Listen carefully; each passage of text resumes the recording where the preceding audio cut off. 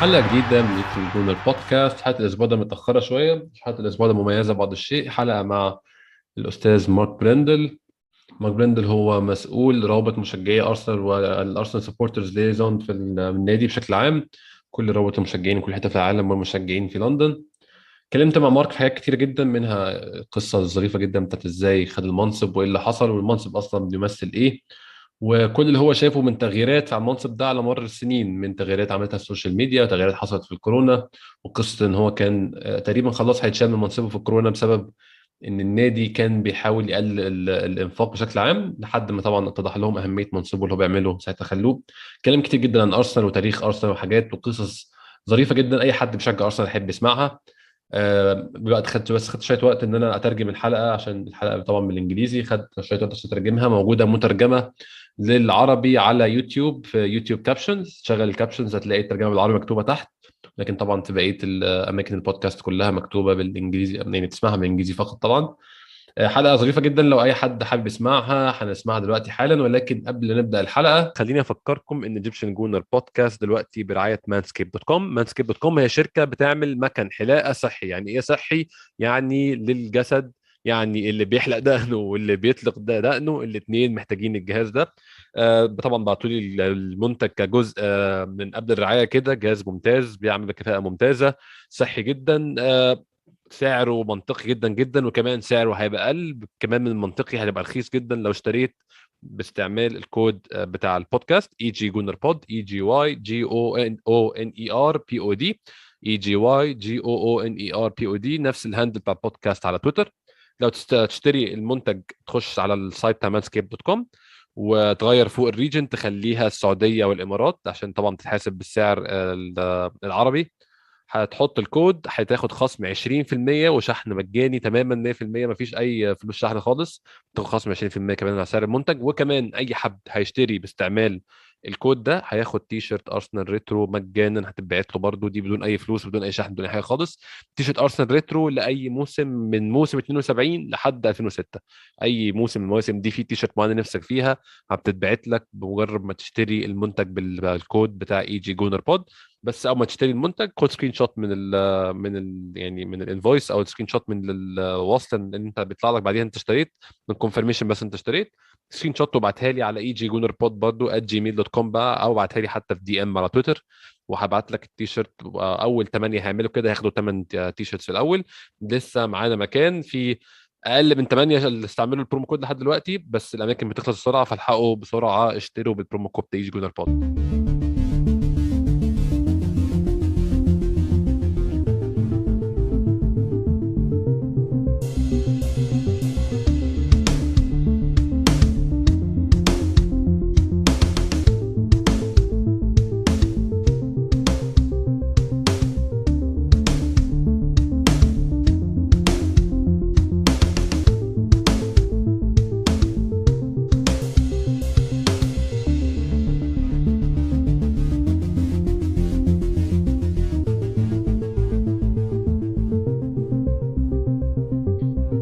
Very pleased to have with me today on the show a lifelong Gooner and the Arsenal supporters liaison, and from everything I've heard, one of the best people associated with Arsenal Football Club, Mr. Mark Brindle. Hi, Mark.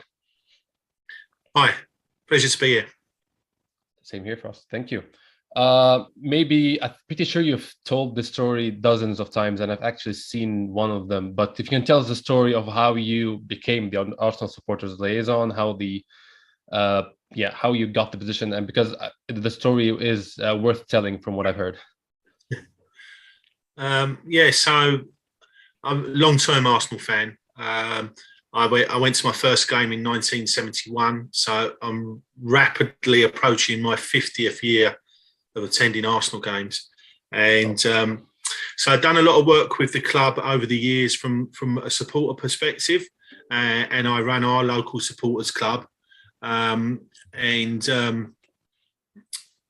used to deal with a lady called Jill Smith, who some people might remember, who still goes to games. I was actually with her on Saturday at Brighton. She's like Mrs. Arsenal. And I used to always say to her, and only jokingly, I used to say, I'd love your job, Jill. And in the thinking that she would never retire or never, you know, I thought that literally they would carry her out of Arsenal Football Club before, you know, she ever left. And then one day I got an email and it said, Jill Smith is retiring. And at that time, I was running my own business in financial services in the City of London. And I've been doing that for about 23, 24 years. And quite frankly, I was very bored with it. And, you know, it was just a way to earn a living.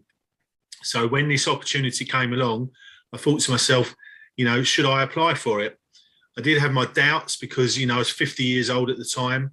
And I didn't have a degree, you know, and it looked like that's the way the club was going, looking for people with degrees in marketing and what have you. But my wife said, well, you know, why don't you apply? Yep. So I did apply, and I rang Jill's boss, a lady called Sue Campbell, who, again, I'd known for a long time. And I rang her the day after that we got the email, and it said, and I said to her, oh, Sue, you know, I'd like to apply for the Jill's job as she's leaving. And Sue went very quiet on the phone, and I thought, oh no, I've upset her. And she laughed and she said, no, it's because you took a day to ring me up. I'm a bit disappointed in you. But then she said, you've got to go through all the process. There's no favoritism. I know they were hundreds and hundreds of applicants. So I had a first sort of mini interview by phone, and it was all these like strange questions. And I literally thought it was somebody having a joke with me, because it was things like, you know, who is the Arsenal captain, and where do we play our home games? And I was thinking, this is so questions. Yeah. Yes, I think they're really strange. You know, and I thought somebody's playing a joke on me.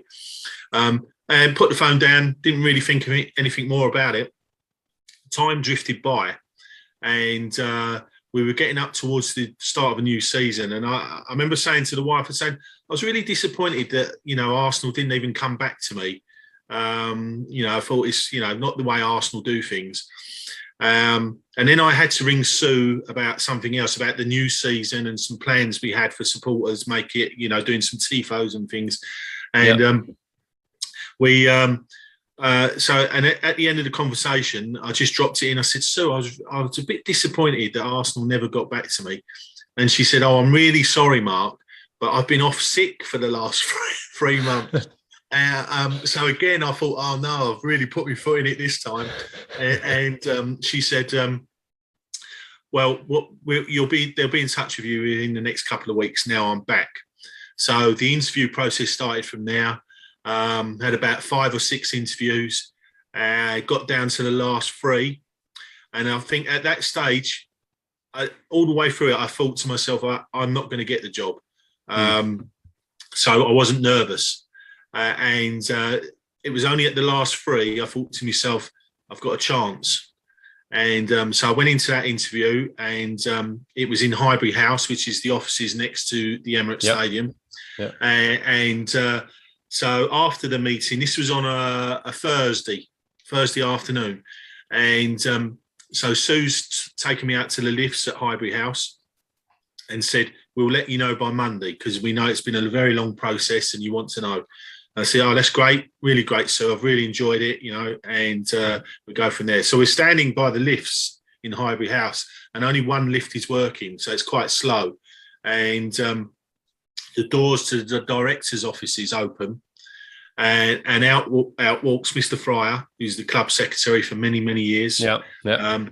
And he walks out with Frank McClintock, who ex-Arsenal captain, and my son's named after Frank.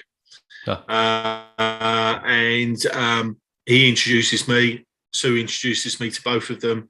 Really great. Frank McClintock's telling me about his golf swing for some strange reason, asking me if I play golf, and I'm thinking this is really like weird. And then the doors open again as we're still waiting for this lift, and Liam Brady walks out. So 2 of my all-time heroes. So I'm in the lift with them going down, and we're chatting away. And as I walked out of the offices, I thought to myself, well, even if I don't get the job, what? This is great. Now. What a day. So then I live out in Essex, so it's quite a long train ride back home, and so I'm sitting on the train, and it's packed solid with people, and luckily I got a seat. Don't always get a seat, and my mobile rings, and it's an unknown number. So I thought somebody was trying to sell me something, or insurance or something. So I just, I just cancelled it. I thought, I'm not talking to people on the train. Then it rings again, and I'm thinking, and it's Sue Campbell Mobile. And my personality, I immediately thought, I must have forgotten something. I must have left something at the office. Yeah. And she's ringing me up. So she goes, Mark, are you somewhere quiet at the minute? And I said, well, not really, Sue. I'm on a packed train. She said, can you go somewhere quiet? I said, no, I can't. It's like, we can't move. And she said, well, we've had a chat, and we don't want to wait until Monday. We'd like to let you know you've got the job. And so I'm like, speechless, absolutely speechless. And Sue's going, Mark, are you still there? Are you okay? And I'm going, oh, so I really don't know what to say. I'm just like so emotional. And all the people around me are sitting there going, what's the matter with him? We've got a madman on the train. And very, very, that's a very English reaction, by the way. Yeah. And so she said, well, come in on Monday, and we'll work through things. And she said, by the way, do you want to know what the salary is? And I said, well, wouldn't matter. Yeah. No. And she said, well, you shouldn't have told me that, really, should you? And I said, no, but I know you'll treat me fairly. So anyway, so that's that. So put the phone down. I'm obviously like so excited, and I thought, I've got to tell the wife. Yeah. And it was school holidays at the time. And she was down at the park with my youngest son, who's called Freddie, named after Freddie Lundberg. He's in the skateboard park. So he's on his skateboard, and she's standing watching him. And so Freddie's there with his mate, and his mate says to Freddie, Fred, is your mum okay? Right? And Freddie looks over, and she's just jumping up and down, going mad, because I sent her a text. I thought, I can't ring her, because I'll just burst into tears. So I sent her the text, and she's going mad. And Freddie turned around to his mate and said, yeah, she's always like that. and that's the story of how I came to get the job at Arsenal. So, what a story. Yeah. Fitting, of course, to the position, which is quite important, actually, for lots of fans around the world. I think Arsenal as a club was not this global. I mean, you, of course, as a lifelong fan, 50 years, you understand that throughout the 90s, maybe start of the 90s and 80s, Arsenal was not really a global club. That kind of changed, I think, around 96 with the coming of Arsene Wenger, going into the 2000s. Lots of foreigner players joining the club. Of course, their countries normally support Arsenal. Nwankwo Kanu, for example, Nigeria has a huge following of Arsenal. Yeah. There's a huge following here in Egypt, although we only now have Mo and Nini, of course. A huge following in Saudi Arabia, Saudi Arabia and Kuwait. Also the United Arab Emirates. All over the globe, people are supporting Arsenal. As someone who has been involved with supporters and fan bases even before he got the position, how did you see the shift in support, or the type of supporters following Arsenal, being from more or less London people to people all over the globe, basically? Well, I think Arsenal had a distinct advantage with when the globalization of the game started, and I think you're totally correct. Arsene Wenger was a big factor in that, and also the birth of the Premier League and the TV rights from there. But Arsenal, London is a very multicultural city, and has always been, really. I'm not saying there hasn't been issues in the past, years gone by, but London, when I was growing up, was always very diverse. I come from an Irish background, so my father came over to London in the 1950s, and then you saw waves coming through from there. And Arsenal was always, the crowd was always very multicultural. I think it was a natural home for a lot of supporters because they wouldn't have the issues that some other clubs around England and in London would normally have. Even if you look back at some old film of 1970s Highbury, the amount of black faces that you'll see in the crowd is remarkable compared to the other clubs. Yeah. So I think that helped. And then Arsene Wenger, of course, was a massive factor, and bringing in these players. And obviously success helps. I think when you go out to other countries, and they want to see successful teams and teams that look a bit like themselves. So I think I'm very proud of the fact that our support comes from everywhere. It comes from all over England as well. It's not just a London-based team,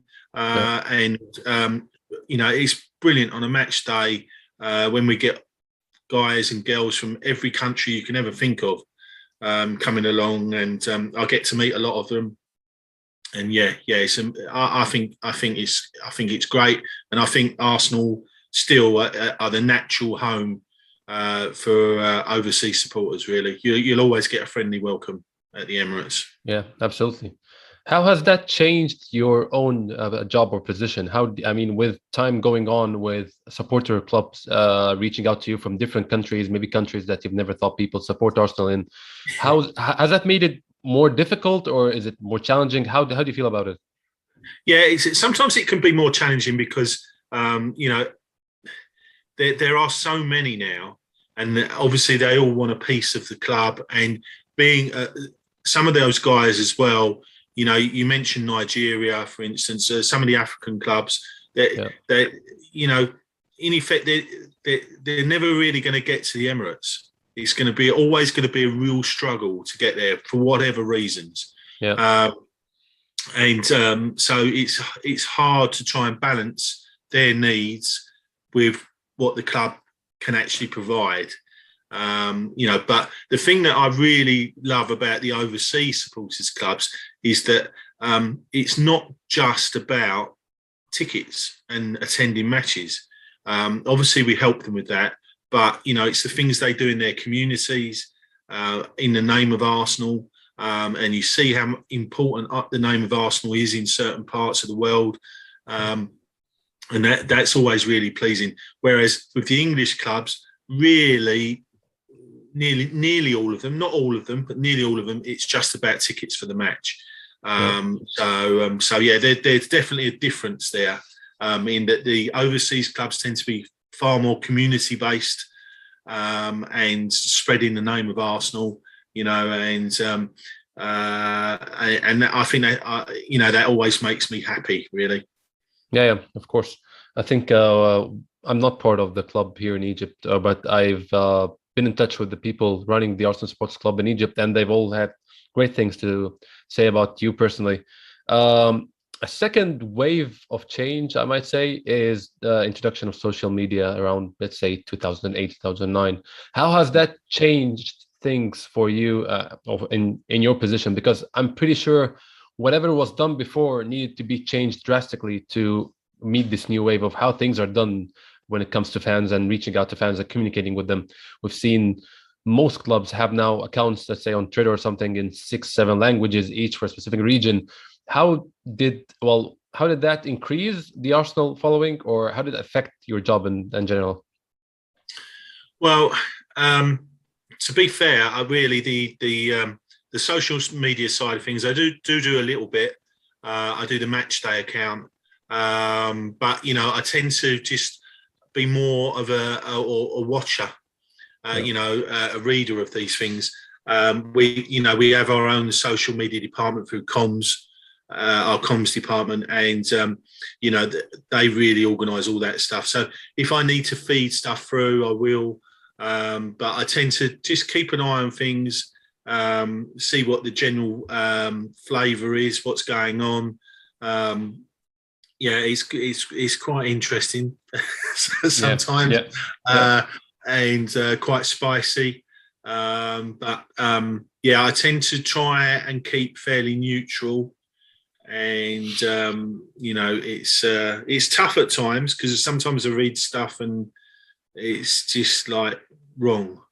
And you feel like you want to go in there, but then it's just it's only going to go on and on and on. So you can't win those arguments. So yeah, I try, as I say, try and keep fairly neutral on that.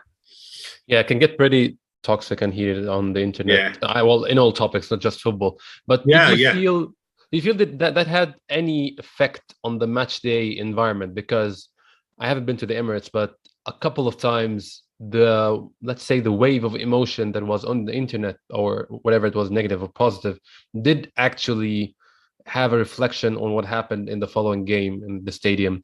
I think towards the ending days of Arsene Wenger's reign, that was very visible, I would say, when people would be upset about the result or a period of bad results. You could clearly see that in the Emirates on match day. Do you feel social media had this big of effect on the match day experience?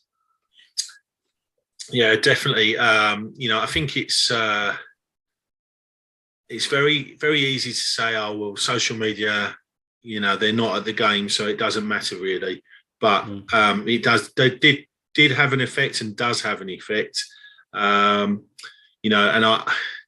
It's tough in a way because you wonder whether some of these people actually do love the club because what they're saying is so destructive. But yeah, I think social media definitely had an effect on the Arsene Wenger situation, and then again you saw it with Unai as well. Yeah, and you've seen it recently with Mikel. It's, as you say, it can be toxic, but it's very impatient. I think football is very cyclical, and things take time. I think we've got to look back at the last few years of Arsene, and I think even the most ardent Arsene fan, which I would probably count myself as one, would say that things weren't right the last couple of years. There were mistakes made. Yeah, and when Arsene left, everyone, without exception, said this is going to take time to rebuild. They tried it with Unai. It didn't quite work out. They've tried to reset again with Mikel, and you've seen this summer the amount of transfer business that was done. Now, not everyone might agree that they were the right transfers, but they are his team now, and he said all along that it's a long process, and I think people have got to be patient. At the end of the day, we haven't got the money of a Chelsea or a Man City or even a Man United. So we have to look at other ways of doing things. I think that's what they're doing at the minute. But whether people will be patient enough to give them the opportunity to see if it's successful is another matter. So yeah, I think it's a very, very interesting. Well, it's always interesting, but I can see light at the end of the tunnel, definitely. But again, it's going to take a bit of time. Yeah. We hope that that light is closer than we think. But yeah, it's good that we're going in the right direction at least. Let's take a step back, and I wanted to ask you about what happened last year with COVID and not having people in the stadium at all. And of course, we're all very familiar with the story of the potential redundancy scare that you were close to, and hopefully and thankfully, thanks to lots of messages and emails sent by Arsenal Supporters Club. Our own club in Egypt sent one. I think the people in Algeria sent one. In different Middle Eastern countries, we did try to help as much as we could, and thankfully that was reversed. How was that period when it came? Of course, the redundancy part was pretty scary, but in general, once you realize that we will not have fans in the stadium for a significant amount of time, how did that affect your daily work, your daily routine, or how did you feel? What changes did you feel that you need to make to weather the storm, basically? Yeah, so a major part of my working week is obviously match day. And as you say, that went completely. We weren't even allowed to go into the offices, working from home all the time. It did lead to a big shift. I wasn't as busy as normal because no matches I couldn't attend. So it was quieter. But when it's done, it's given us a chance to relook at things, the way we're going to progress with supporters clubs in the future, and reevaluate what we actually want to do. So that was good. So a lot of planning went on. We changed a lot of the ticketing systems. My role is not specific to supporters clubs. It's very wide ranging. So I'm quite lucky in that every day is different. So for instance, today I'm speaking to you. Tomorrow I could be working on ticketing for the supporters clubs for a match. Actually, tomorrow I've got a meeting with a thing called Visit Football, which is run by the Premier League, and it's about the experience of fans when they come to visit games. And we're looking at what has changed since COVID. Now that the fans are back, we're going to be looking at that, what has changed, and things like COVID checks at the turnstiles, the issues that's causing.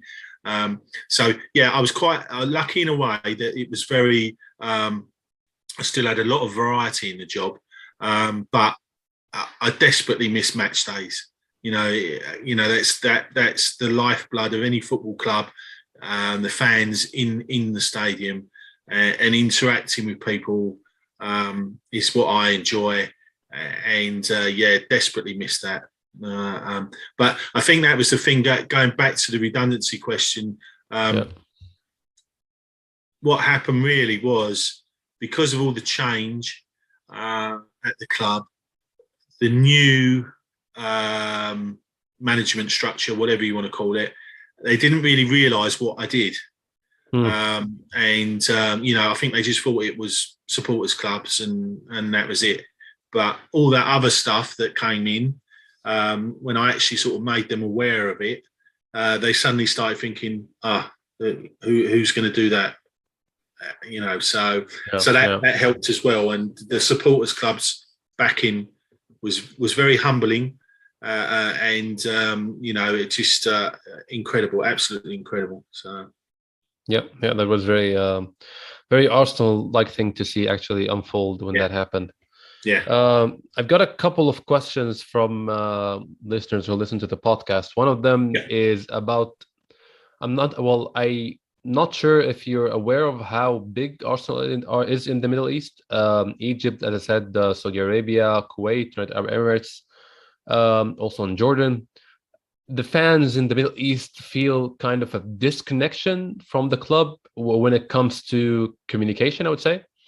For example, there isn't an Arabic Arsenal page, unlike most clubs which do have Arabic Arsenal page, Arabic fan pages. But that's just an example. There's this kind of disconnection when it comes to regular consideration for this area of the world when it comes to Arsenal fans. How do you see this problem, or how do you relate to it? Do you think it's understandable given the measures that we have, or what do you think of this statement in general? Yeah, it's interesting, because really, for what I do, I'm in contact with supporters clubs as much or as little as needs be. I'm constantly sending stuff out to all supporters clubs, so I don't see any difference between the Middle East and America, for instance. But I'm aware that we haven't got an Arabic language Twitter account, things like that. So it's a thing that does come up quite often with the media team. And I suppose it's just a case of when they see it as a priority. All we can do, I think, as a group, that's me, you, and all the other guys, is keep applying pressure and eventually it will come around. I don't think it's anything deliberate. I just don't think they've really thought about it too much. Again, with all the changes last year, there's been a lot of restructuring, and with the partnership with Adidas as well, I know that they're looking at specific markets to really major in. I don't know what those specific markets are at the minute, but the plan will be coming out and to fruition pretty soon. From what they're looking to do, and one thing I do know is they're looking to push into what they call Generation Z, the younger fan base, so obviously the Middle East is a booming area for that. It's a very young population, so it wouldn't surprise me if there's going to be more activity coming for the Middle East pretty soon. But as I say, what we need to do is keep the pressure on. Yeah, that'd be great. My second question is related to the last thing you just mentioned. How different do you feel you need to act or behave with the different generation you're dealing with now, Generation Z? I'm pretty sure all the things you used to do before for different generation probably will not work as much now, given that Arsenal is unfortunately not as successful now as it used to be before. How has that changed things for you? Yeah, I think just before lockdown, actually, before the COVID crisis, for about a year before, we had a few issues in the stadium with a youth group, young lads who congregated in the clock end and got quite excited, shall we say? And there were a few incidents there, but I tell you that year and since we've been back, I've been working quite closely with them, and it's been an absolute joy.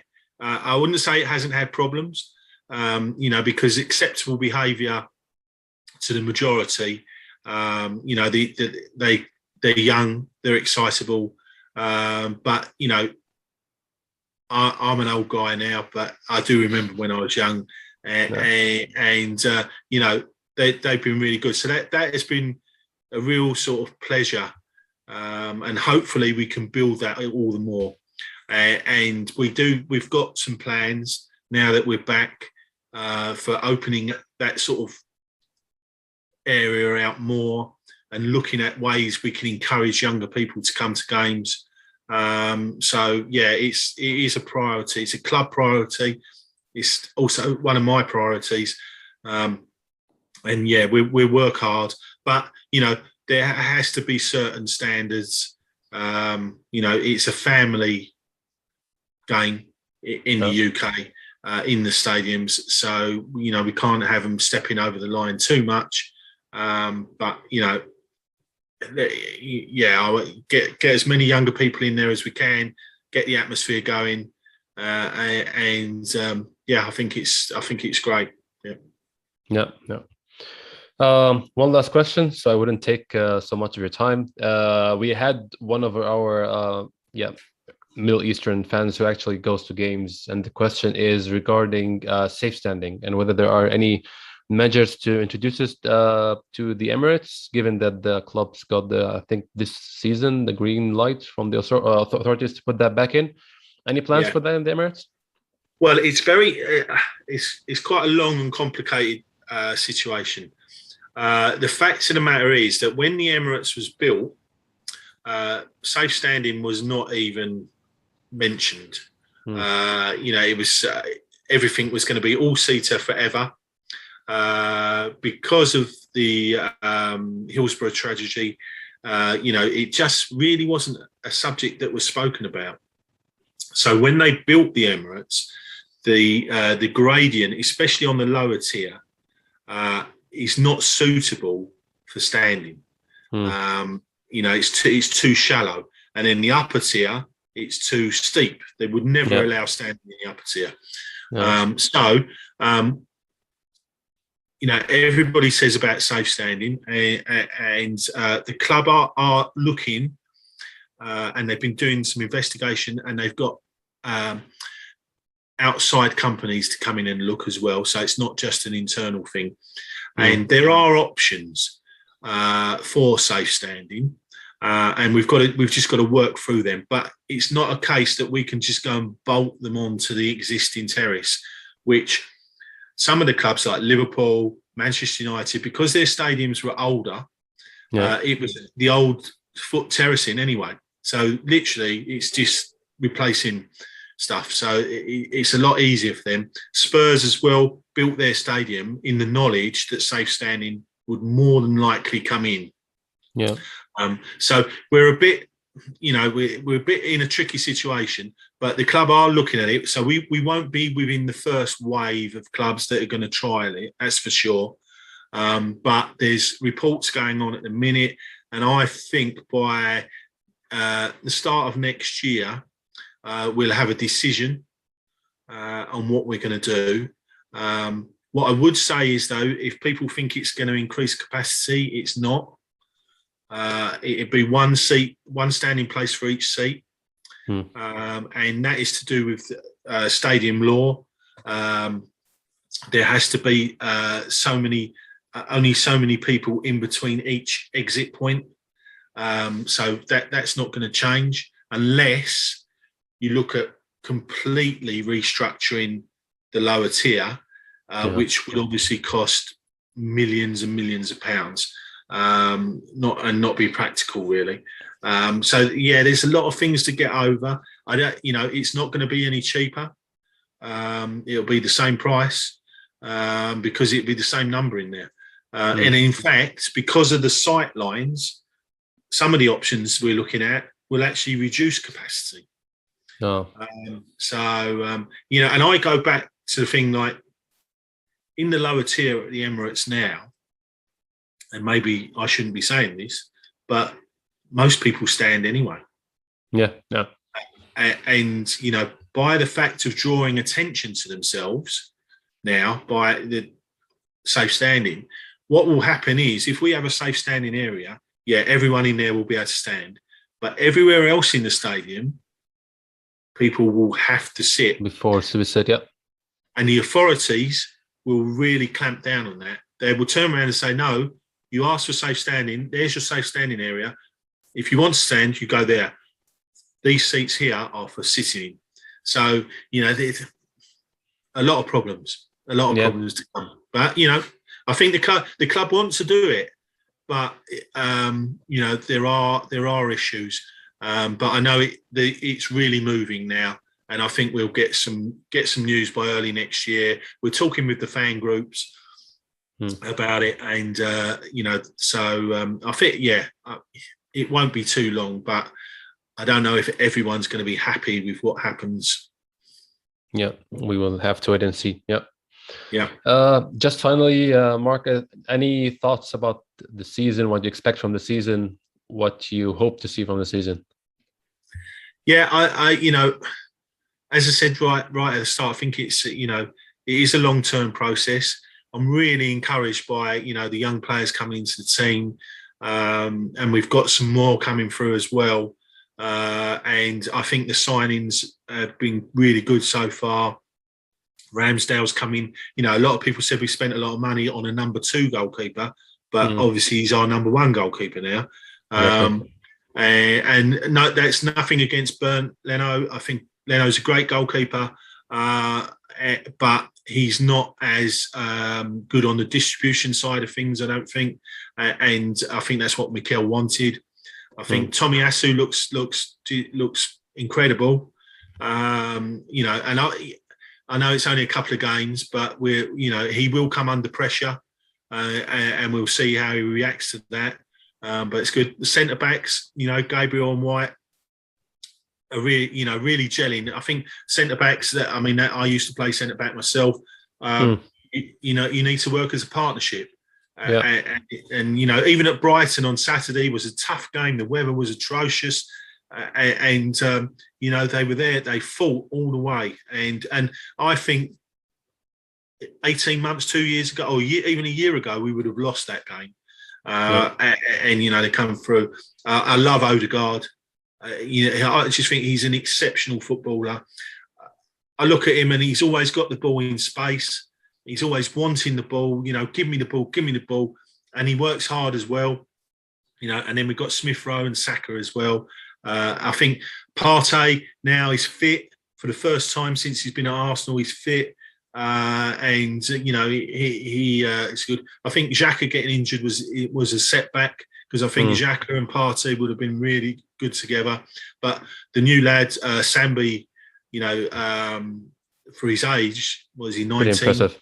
Yeah, and I think the you know, all the backroom people basically say that Sambi in a year, 18 months will be world class.